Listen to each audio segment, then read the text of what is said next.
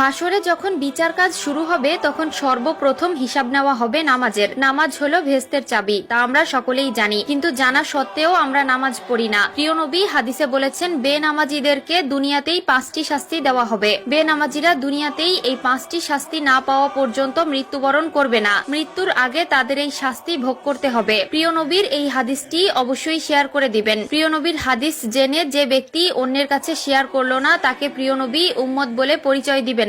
আমরা জানবো এবং অন্যকে জানাবো। এবং আপনি যদি প্রিয় নবীর উম্মত হয়ে থাকেন তাহলে অবশ্যই আলহামদুলিল্লাহ কমেন্ট করবেন। তো চলুন বেশি কথা না বলে শুরু করি আজকের ভিডিও। আজকে আমরা জানবো বেনামাজি ব্যক্তিদের দুনিয়াতে কোন 5টি শাস্তি দেওয়া হবে। বেনামাজি ব্যক্তির সর্বপ্রথম যে শাস্তি হলো সেটি হলো তার কোনো দোয়া কবুল হবে না। সে আল্লাহর কাছে যতই দোয়া করুক না কেন তার কোনো দোয়া আল্লাহর দরবারে কবুল হবে না। 2 নম্বরে যে শাস্তির কথা বলা হয়েছে তা হলো তার নেক কাজের কোনো বদলা দেওয়া হবে না। প্রিয় দর্শক, ধরুন আপনি কিছু পাওয়ার জন্য নেক আমল করলেন, কিন্তু আফসোসের বিষয় আপনি যদি বেনামাজি হয়ে থাকেন আপনার নেক কাজের কোনো ফল আপনি পাবেন না। 3 নম্বরে যে শাস্তির কথা বলা হয়েছে তা হলো চেহারা থেকে নেককারদের নূর উঠে যাবে। প্রিয় দর্শক, জন্মগতভাবেই আল্লাহ তাআলা কালো, সুন্দর, অসুন্দর সকলের চেহারায় একটি মায়াবী নূর দিয়েছেন, কিন্তু নামাজ না পড়ার কারণে তাদের চেহারা থেকে সেই নূর উঠে যায় এবং দেখতে দেখতে একসময় চেহারার অবস্থা ভয়ঙ্কর হয়ে যায়। যার চেহারা থেকে আল্লাহর নূর উঠিয়ে নেয় তার প্রতি মানুষের কোনো মায়া মহব্বত থাকে না। 4 নম্বরে যে শাস্তির কথা বলা হয়েছে তা হলো তার জীবনের বরকত উঠে যাবে।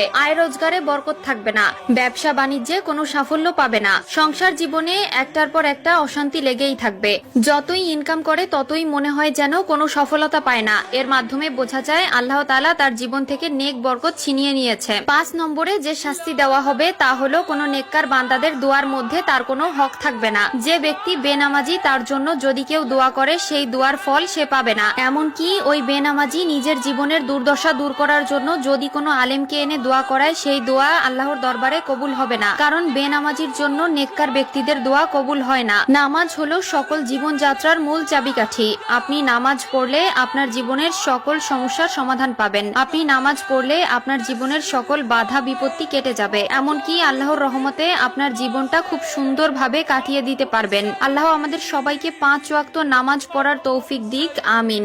হাসরে সর্বপ্রথম হিসাব নেওয়া হবে নামাজের। আল্লাহ তাআলা মুসলিমদের উপর নামাজ ফরজ করেছেন। কাফের, মুশরিক ও মুসলিমদের মধ্যে পার্থক্য হলো নামাজ। প্রিয় দর্শক, আজকে আলোচনা করব নামাজ নিয়ে। যারা নামাজ পড়েন কিন্তু নামাজে মনোযোগ হারিয়ে যায়, দুনিয়াবি চিন্তা আসে, তারা কিভাবে নামাজে মনোযোগী হবেন সেই নিয়ে আজকের ভিডিও। প্রাণ ছাড়া দেহের যেমন কোনো মূল্য নেই, তেমনি মনোযোগ ছাড়া নামাজের কোনো মূল্য নেই। নামাজের মাধ্যমে আল্লাহর সাথে মুসলিমরা সরাসরি কথা বলে। অবশ্যই ভিডিওটি সম্পূর্ণ দেখবেন এবং শেয়ার করে দিবেন যেন আপনার সকল মুসলিম ভাই ও বোনেরা তাদের নামাজকে সহিশুদ্ধ করতে পারে।